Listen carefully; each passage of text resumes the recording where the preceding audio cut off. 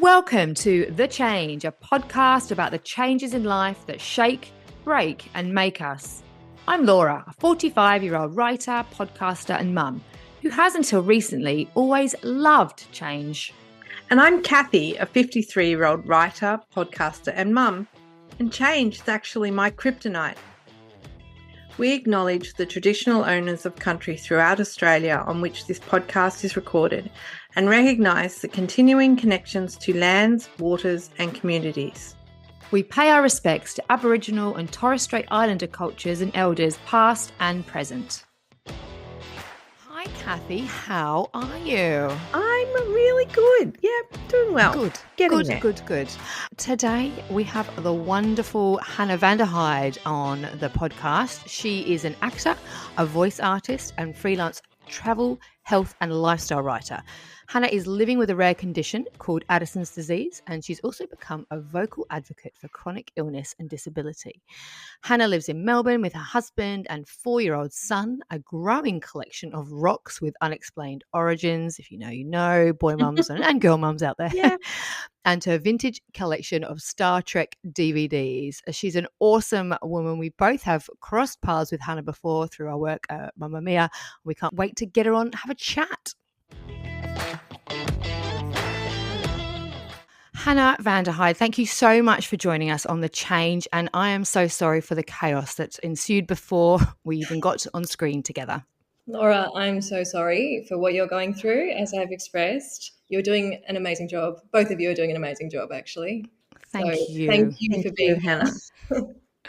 And I love that we're finally talking because I feel like I followed your career and your byline. We've worked kind of together a little bit at Mamma Mia in the past. And I just wanted to kick off really by talking about your career because you do have a lot of feathers in your cap. You do have, you're a very experienced and professional lady. You're an actor, a writer, a voice artist. Just tell us a little bit about your career and what came first and what's your kind of biggest passion and why? Yeah, it's funny being such a slashy. I do like the term slashy. But it also feels a bit, like it does make you feel like, oh, jack of all trades, master of none. But I don't think that's the case. I hope it's not the case. I think to be a successful freelancer these days, you do need to just do everything. And so that's definitely my approach now. I think I started as a writer from when I was speaking. I used to write poems and stories and songs, and then I was a little actor, and I even convinced the head of my senior school to let me do triple English double drama in my final year. That's all I did. Triple English double drama. That's Canberra for you. That's a load and a half. You better believe I got very good grades. So I just they made an independent unit for me for drama, so I could do two, which was so cool. So I always knew I wanted to be an actor, and the writing kind of fell in with that creatively. And then I really pursued acting pretty hard. I went straight to Melbourne from school in Canberra, and I did drama school, and I did a fitness degree on the side so I could survive. And so I was teaching Pilates and getting out there and doing my acting stuff. I was on Neighbours and a few TV shows and then lots of ads and things, and then started doing voice work and just started to bleed into every part of the industry. And I think by 2019, I'd worked up enough to be able to quit. I was teaching Pilates at the time. I was able to quit the fitness side of things, which was so exciting. And then guess what happened in 2020? Anyone's guess. Yeah. So obviously the acting industry took a big hit, and it has stayed pretty damaged in some ways. It's coming back, but it's coming back a different beast, as so many industries have. But I guess it was during COVID, with basically when every single thing changed in my life, which we'll get to. But that's what reignited my connection with words and writing. And I sort of took some time to start journaling. I started to realize I wanted to write more publicly available work. And then I started pitching, and it basically took off kind of like a runaway train in a really lucky way. I feel like I really let myself in the back door, and no one's kicked me out of it yet, but do feel like someone's about to any day now. No, it's because you're clever and good at what you do. Yes. I think it's taken a long time to adjust to that. You don't necessarily have to do a degree based on everything that you want to pursue throughout your life, but I think I do come from that highly academic background, and so I was like, oh, but am I allowed to do this? Yeah. I think a lot of us who come in that way as well feel, well, I know when I say a lot of us, I'm speaking, I guess, for myself, because I also do not have a journalism degree. I have an arts teaching degree. So I went in the back door as well, like just kind of like you pitching. And yeah, I know. And you sneaky kind of get in and then you go, oh, am I meant to be here? Yeah. And everyone's like, yeah, we love your writing. And I'm like, but am I meant Is it right? to be? Like, is this right? Yeah. Yeah. So I always thought that there was like a very traditional, you had to go up through like a newsroom or something like that, like be a cadet journalist or something. Absolutely. And only if you went that way could you call yourself a journalist or something. Yes. But everyone's like, no, the work you're doing is journalism, therefore you're a journalist. And I think it's the same thing as an actor. All the best actors I know don't necessarily have a degree in acting. Of course, they never stop learning and they never stop training, but most of them have learnt on the job. Yeah. It's interesting. Yeah. Yeah. Yeah, that's so interesting. And I just wondered as well, we're on career, like I just having written, with you and, not exactly at the same time and on the same subjects, but a lot of what you share is very personal. And I think that's what's so appealing and relatable about women like us that have kind of come in that back door and written about things that are personal to them, and you can bring your voice to that. But everything's changed so much in the last couple of years with AI. And how are you navigating the industry now with the ChatGPT kind of phenomenon that it is, the big beast? It's changed everything. I'm just so in this weird place with writing right now. What about you? It is so jarring. I was just thinking about this in the lead up to this record. I was listening to a podcast about it. Yeah, ICYMI. It's another podcast I listen to aside from The Change, but they just did something about AI, a big AI lawsuit, authors suing AI for training AI models. I feel filthy, like I need to shower if I use Same. Disgusting. Yep. And I think the way I've come to use it at the moment is I use it like Google. And I use it sparingly because I'm really worried about the environmental impact. It's terrifying. But I also end up using it for some story. Like I did a story for Marie Claire recently about ChatGPT infiltrating healthcare from both sides, which was so interesting. And I didn't actually realize how sophisticated ChatGPT is now with people with chronic conditions. And I did see a good side of it as well. I thought, wow, access to healthcare is terrifying right now. And I mean, I almost died twice with my misdiagnoses and stuff like that. So if that was available to me at the time, I wonder if I would have got a diagnosis much sooner. And so there's also that side of it that I'm so conflicted with. But for the actual writing, God, it's crap, Laura and Kathy. It's crap. Yeah, look, it's so hard to navigate it in an ethical way. It gets past anyone who's not a critical thinker. Yep. So it sounds good. It does. It sounds conversationally good. But oh my God, if you try to get it to write something of any substance whatsoever, it can. It just cannot.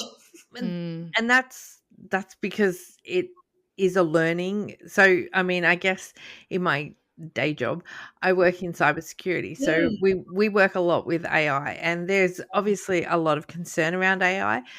The thing to remember with AI is that everyone's like talking about it because ChatGPT became a thing, right? But if you think about all the areas of AI, and I am by no means an AI expert, so like I'm not trying to say that, but Google, every time you feed something into Google, you ask it to do a search, that is a large learning model, right? So Google is learning how Laura searches, how Hannah searches, how Kathy searches, and it will, the three of us could put in exactly the same question, like word for word question, and we're going to get back different answers because of how we have trained our Google to give us. Trained it, right? We've inadvertently. And so we've been doing that. When you think about it, we've actually been training Google for years, like decades, right? Like anything we've posted on social media, 100%. And every time you search for something, that is AI searching. Now, there's always going to be good with bad, of course, right? Yeah. And some of the good is I recently saw a Westpac banking ad, and they're talking about like all the layers of the security. The woman, she's running through the streets, and then there's like dogs come out, and then there's like all different security methods, if you like. That is AI. Like the reality of that is actually AI, right? So there's so many aspects to AI that everyone's just scared of this one aspect, like scared of the chat GPT model where creatives think we'll be out of a job, right? No one can get into my brain. No one can get into Hannah's brain. No one can write like Laura. Like we all write in our own way. We all bring our own voice to it. And that is why I actually don't think AI is going to replace us. Now, there are some people that certainly believe that it might happen, and maybe it will, but it will be everybody will be replaced. It'll be like the Borg in Star Trek, or like those kinds of really weird things. It's just I have to believe that fundamentally we will use AI to replace menial tasks. We do it now. We already do it now, and we will continue to do it as AI gets more advanced. We will continue to do it. And in the medical field, in research and things like that, the calculations that it can run that can make a difference in, diagnosis and cancer and all of those really awful areas is incredible. So I guess I'm trying to say, don't be scared of it. And it's never going to be, it's never going to replace your voice. I mean, sure, like, the unethical people in the world that run the major corporations, they're all going to try and make it our lives. I think, like, as you said, Hannah, with the article you did for Marie Claire and Kathy about health, there's definite absolute benefits to having the AI in our lives, and we can't avoid it. That's the thing. We need to look at both sides of these things. We should never, I really just don't think it's useful to look at only the fear factor. I think we should never be throwing the baby out with the bathwater with anything that is new or scary. Everything that's come along in the last 100 years has been new and scary before it became very normal. And that's right. So, change. It's change. Yeah, it's change. It's change, and change feels very scary for a lot of people. You've mentioned a couple of times that you had a bit of a health journey. Can you talk us a little bit through that and how you found out where you are and what happened? And sure. It's been quite a journey. It started when I was 26, which was 9 years ago now. And that's when my Graves disease was unknowingly coming on. So that affects your thyroid. It's an autoimmune disease that causes hyperthyroidism. So a really ramped up thyroid. And I was busy, 26-year-old, working nights, mornings, days, studying, jumping around, doing what normal 26-year-olds think they can do and not get punished for it, which some can, physically, I mean. And I was certainly burning the candle, but I started having all these symptoms. I was extremely anxious, as you might imagine, with a metabolism that's going a million miles an hour. I had a heart rate of 140 resting towards the end, right before I went into a thyroid storm. I had all sorts of things going on. I even had trigeminal neuralgia during that period, which is a horrifically painful condition that affects your nerves. No one knew what was going on. My doctor kept dismissing me, saying, "You have anxiety disorder. Here's a script for anxiety medication." And I never took it because I just thought, "Oh, I just suddenly have anxiety disorder, do I? It's okay." And then finally, I got diagnosed with a much more sensible GP who I changed to, who took one look at me and was like, So it was almost too late at that point to, it was very, very borderline. And then I did go into sort of a thyroid storm after we just caught it. They thought it was cancer first when I did. Oh my gosh. They thought it was thyroid cancer. And so there was a moment there where I thought, is that what's happening to me? And anyway, it was about an 18-month journey on the medication to try to regain some sort of stability. So it was sort of 18 months of being pretty unwell, which, I could have avoided if I'd had an earlier diagnosis. And another year after that, I got into was able to get it into remission, which was really amazing. And then I thought I made the necessary changes that I should, as someone who now, an autoimmune disease girly who, even if you're in remission, you still have the antibodies, you still have something going on all the time, and you do need to be a bit more gentle. I really thought that I'd cut back and really made some changes, and I just hadn't, bless my heart. And it was in 2019 when I started reckoning with my relationship with food and my body. And I knew deep down that it was really unhealthy. I didn't know that it was as bad as it really was. And I thought everyone around me is starving themselves. That's fine.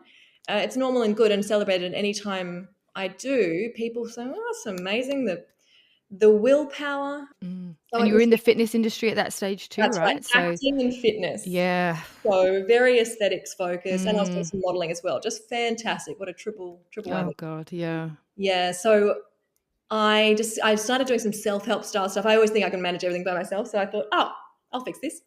And then I realized, no, I need some help. And a lovely, incredible eating disorder psychologist very firmly said to me, "Oh, Dallin, you're fucked." Direct quote. "Oh, honey, your relationship with food is fucked." Oh gosh. You don't allowed to say that. Of course. I was like, "Oh yes, great." Yeah, so I was diagnosed with anorexia nervosa. I had a clinically, an actual diagnosis of an eating disorder, which did shake everything up for me. And I dove straight into recovery. I was like, we're going to fix this. We're going to fix this. And I started fixing it. And that's when COVID hit. And I was like, okay, well, now we're going to make this my COVID project to recover.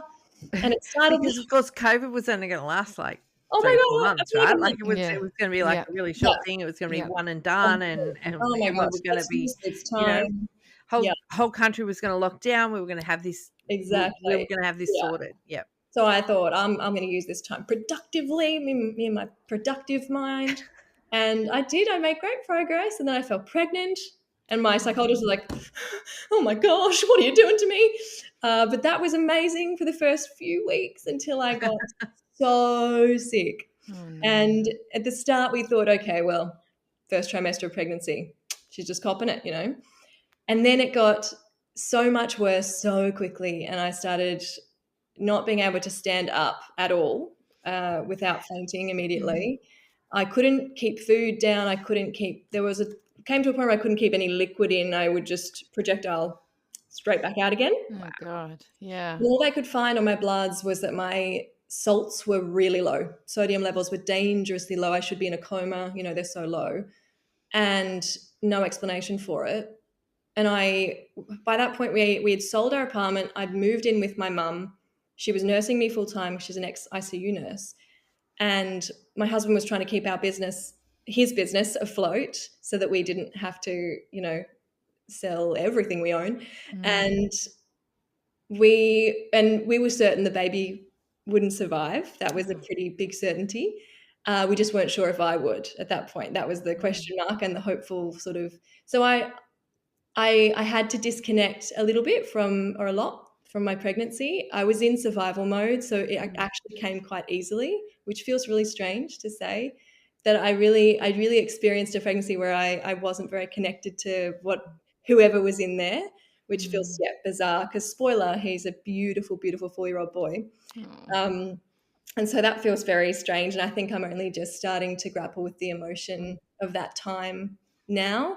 I was going to bed each night next to my poor mother. And there was towards the end that point where I said to her, I don't think I'm going to see you in the morning. Oh, no. And obviously as mothers, and as a mother now feeling that like, oh, so I have unfortunately traumatized my precious mother. She's very strong, so she's fine, but she has a lot of this has affected her deeply. Anyway, finally, another miracle GP, but honestly, it was on my mother's coaching, and she said, you need to look her in the eye and you need to say to her, you've been here before, you've been dismissed before, you have been on the verge of death before and you know what it feels like. Look at her and you tell her something is so, so wrong. And I did, and she had this strange jolt of a memory of a misdiagnosis. And she said, you know what, I missed an Addison's disease diagnosis in a young girl, and it's haunted me ever since. And you know what, this is not what it's going to be. It's such a rare disease, so the last thing I can think of, we're going to test you for it, and it won't be that. Wow. And I was like, that's what it, I was like, that's what it's going to be. And of course it was, as soon as the test came back, all my 5 specialists were calling me, not knowing if they were delivering the news or not, and not knowing where I was up to with it, but just being like, let's urgently get some steroids into this woman. Anyway, I'm going. This is only halfway through. It's just ridiculous, the health stuff in the last few years. But anyway, I got that diagnosis. I was able to chase my cortisol levels enough to complete a healthy pregnancy and delivery with a C-section, which was a blessing. And a beautiful, unbelievably healthy boy came out, which was astounding. And then I recovered so quickly and felt so blessed in that first year of his life. I loved it. And I felt so grateful to be here, felt so grateful to have him. And then when he was a year old, my Graves' disease decided to come out of remission. It was like, remember me? And I was like, yeah, I do. And the combination of Graves' disease and Addison's is very deadly and very toxic. Right. So, and do they often go together? Because I feel like autoimmune stuff often kind of goes hand in hand, doesn't it? Well, I technically have polyglandular autoimmune syndrome 1. Okay. Very catchy name. Talk us through what that means. Like as someone that is unaware, tell me, what does all that mean? So Addison's disease, for anyone who doesn't know, which is 98% of people I speak to, because it is very rare, it affects your adrenal glands. So in the way that Graves' disease attacks your thyroid, the antibodies attack your adrenals, which are the 2 little glands sitting on top of your kidneys. They're responsible for a lot of essential hormones, but the big one is cortisol. And cortisol is known as the stress hormone. We lifestyle writers, we write about it all the time. It's like such a buzzword, isn't it? Cortisol. Yeah, and it's so hot right now. And it's been very funny for me because I no longer make my own cortisol at all. I can't produce any cortisol in my body. So you have not enough cortisol. Yeah, I have adrenal insufficiency, but it seems from what we've noted of mine is that they're gonskis. Like I got nothing. So I'm fully replacing my cortisol 4 times a day throughout the day. And the problem with cortisol is you don't know how much you need on any given day, really. There is a baseline amount I take. It's never going to be perfect. It's always going to be a bit too much or a bit too little. So I'm always going to I always feel off. But the real challenge and the real scary stuff comes when you encounter any kind of virus or injury or illness or sudden stress or grief or, something you're going through right now, Laura. Your cortisol levels would have been, let's probably estimate they've been a bit higher than normal, maybe. But you're not sure what's going on internally, whether your body's producing that or not. Whereas I need to anticipate that and take, the oral replacement enough to avoid an adrenal crisis, which is very quickly very deadly. And so I've always got my medical alert bracelet, and I've even got one on my watch, and I've got my emergency injection kit, and so that's the Addison's. But the autoimmune syndrome is it's just a collection of autoimmune diseases you're more likely to have if you have others. And they just don't know much about it. Of course, it affects No. women more than men. Yeah. And the other ones in my cluster are type 1 diabetes, which please no, but who knows. And also celiac, no. Yeah. And then something called pernicious anemia, which sounds more manageable. Okay. But still. Yeah. And so it's obviously there's been so many changes that you've had health-wise. How has it kind of changed your outlook on life to have all these different, diagnoses and trying to move through? You're a parent now, you're still working in lots of different ways. How has it all changed your approach? I think this is why I'm so thankful for my writing career. It's really saved my life in a way. I built it while all of this was happening, which is a real point of pride to me that I was able to do that. I don't like the productivity side of things. That I know it satisfies that part of me where it's like, see, you're still contributing to society, so don't worry, you're still valuable.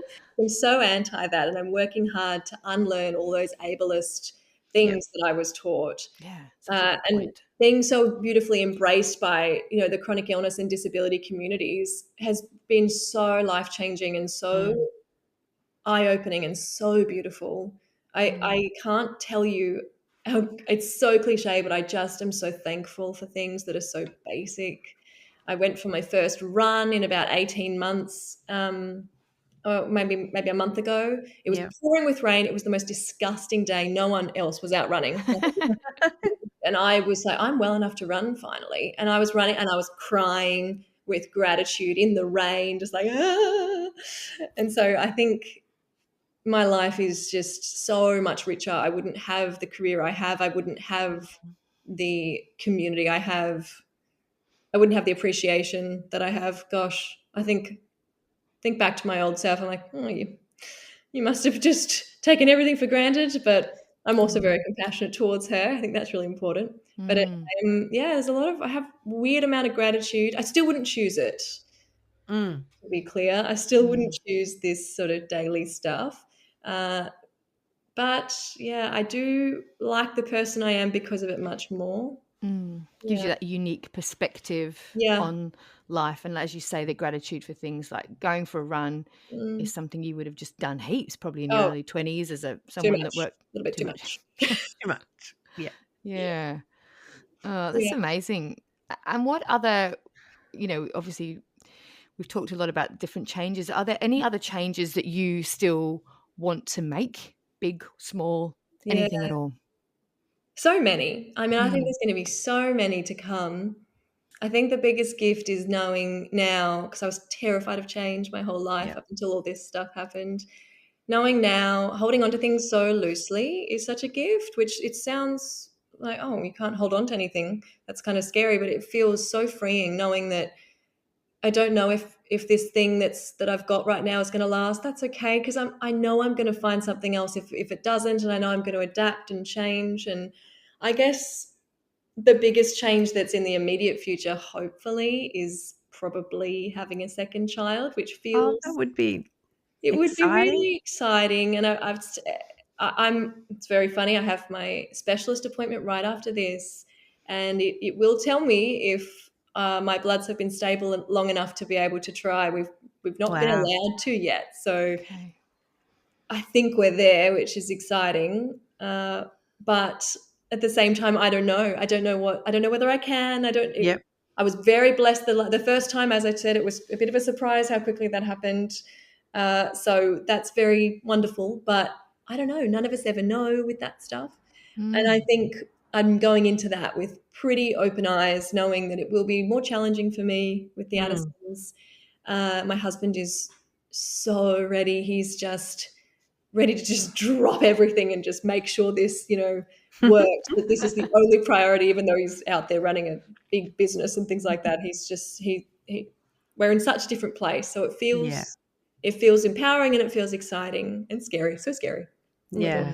One kid is so much easier. I've heard that 2 and 3 and 4 is just, You'll be okay. Yeah, you've been you'll through be a fine. lot. You'll be right. Yeah. And, I think when it comes or if it comes or whatever happens, you just, everyone says to, says to me over the years, because we went from 1 to 3 because I had twins. Mm. And I was told I'd never be able to have a baby. So, and Wow. we were very fortunate.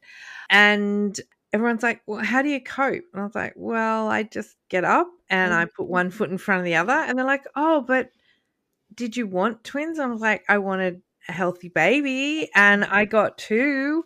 They're like, Have them. the weirdest questions. People ask you the Yeah, weirdest they questions. do. Yeah. And I can remember looking at people and saying, well, what was I going to do? Give one back? Like, I mean, it's not like I can, I can't really put it back inside. Like, I mean, Yeah.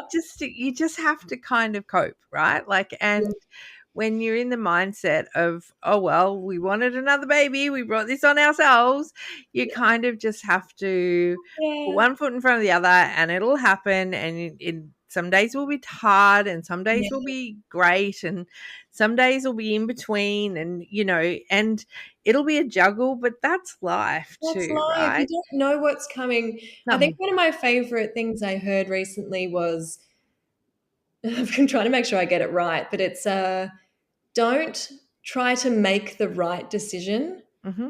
Try to make the decision right. Yep. So whatever decision you've made, make that the right one. Yeah. And I think, oh my gosh, it just frees you from so much potential regret because we don't know what our little twin universe person is doing, and we don't need to know because this is the timeline we're on and it's great. So make it as beautiful as it can be. And I really like that. Yeah, and that's to me. It's funny how you were saying before about how, like sometimes decisions and choices in life and change can be really freeing. I typically don't find that experience with a lot of things. I'm very typical type A, like to be very in control, which is probably actually contributes to a whole lot of my issues. But anyway, but my husband and I recently made a very freeing decision. He remembered that he still had access to staff travel from when he was Qantas staff. And so we've booked a flight to Singapore on a date. But when you travel staff travel, you're on standby, right? So, and we're at the bottom of the priority list of staff travel because he's a retiree staff, right? So down the bottom.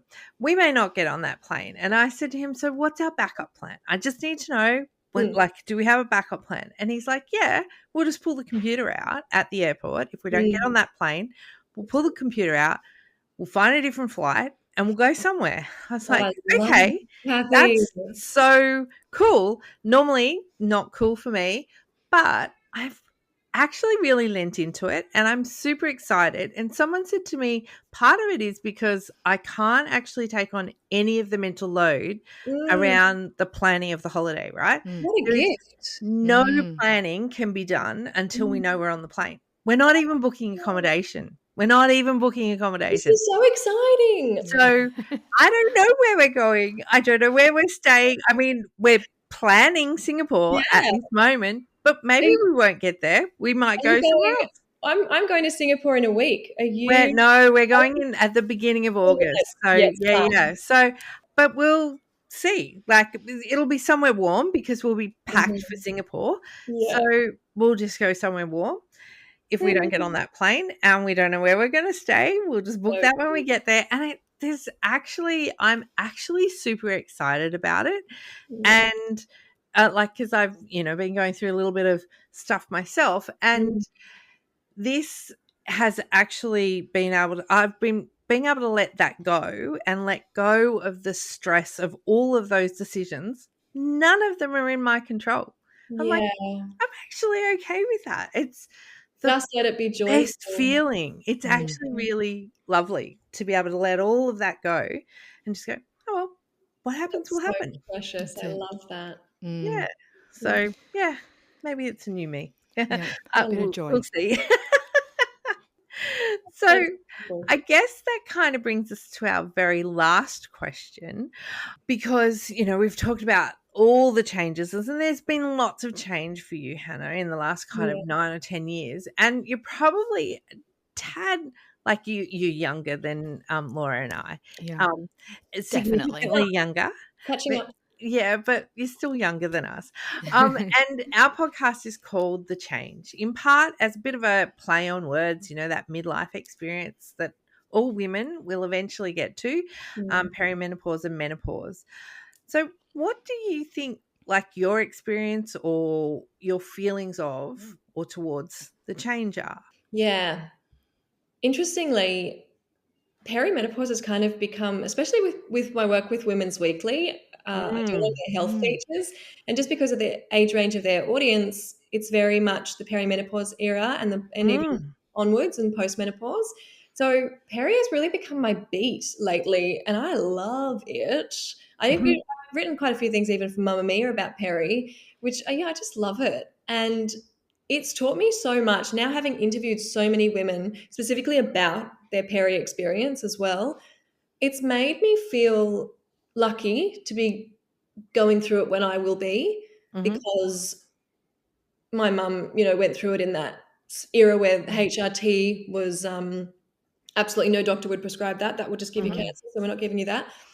Which is, I could have seen that just being a miracle for my mum's experience, and I think that I have really positive feelings about it. I've seen the incredible transformations. And you know what? Even listening to this podcast has made me so positive towards it as well, because hearing what women do with that phase of it's just a launch pad for just a whole new era of whatever they're going to accomplish. It's so cool. So I'm not really afraid of it anymore. I think it used to be something that I was just unknown, and also, oh, that's going to happen to me. Ugh, scary.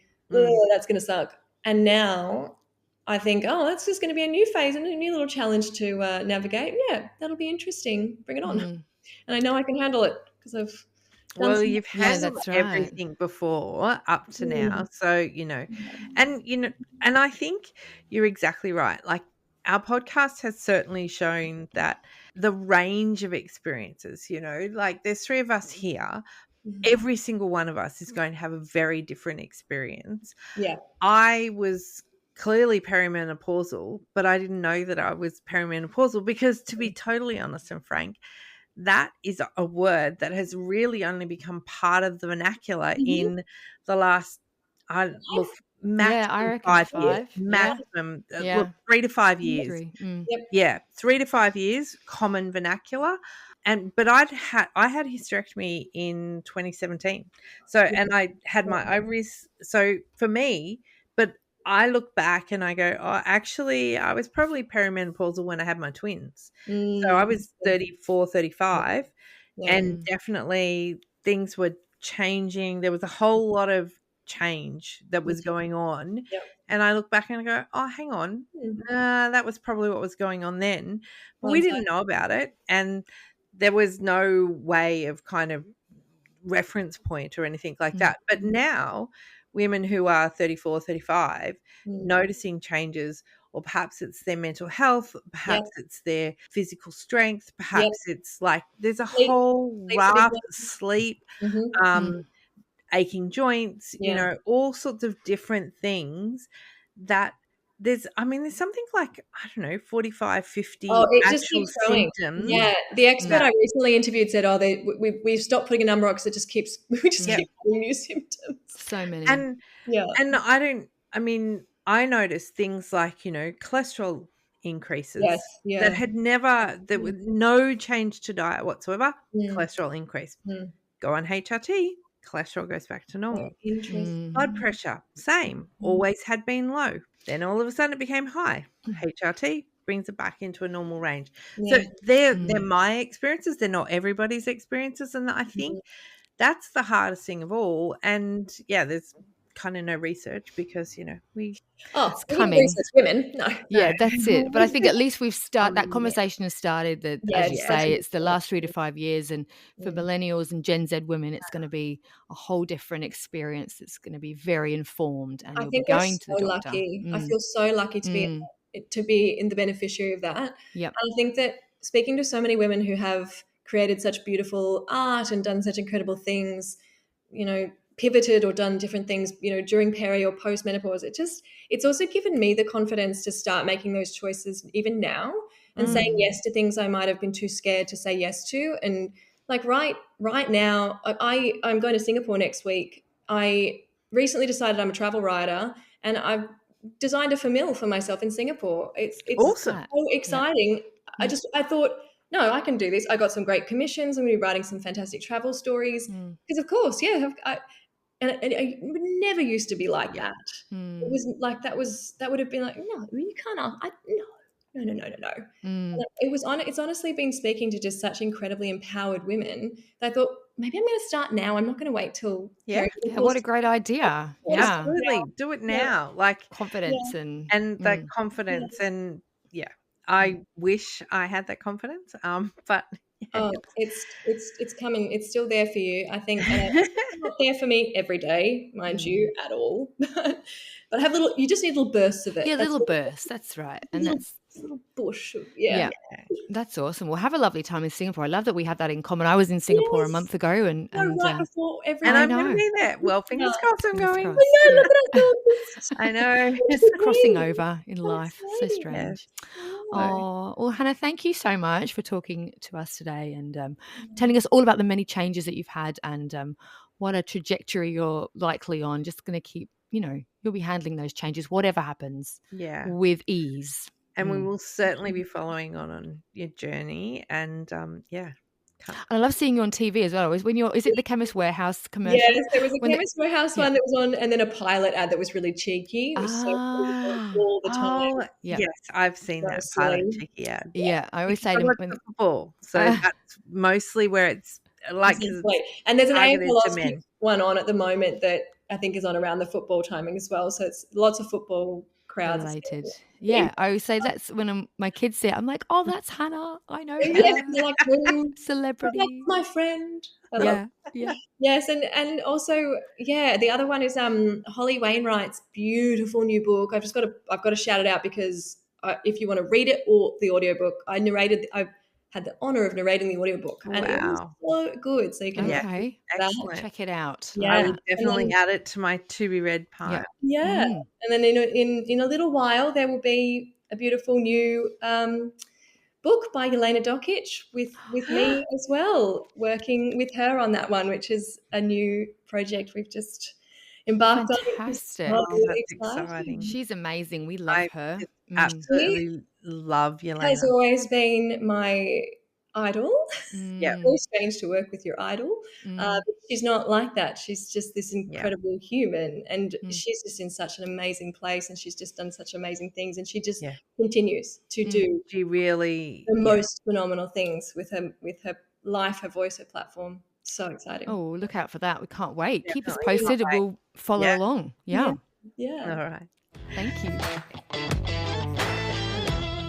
Oh, wow. She's so accomplished, so incredible.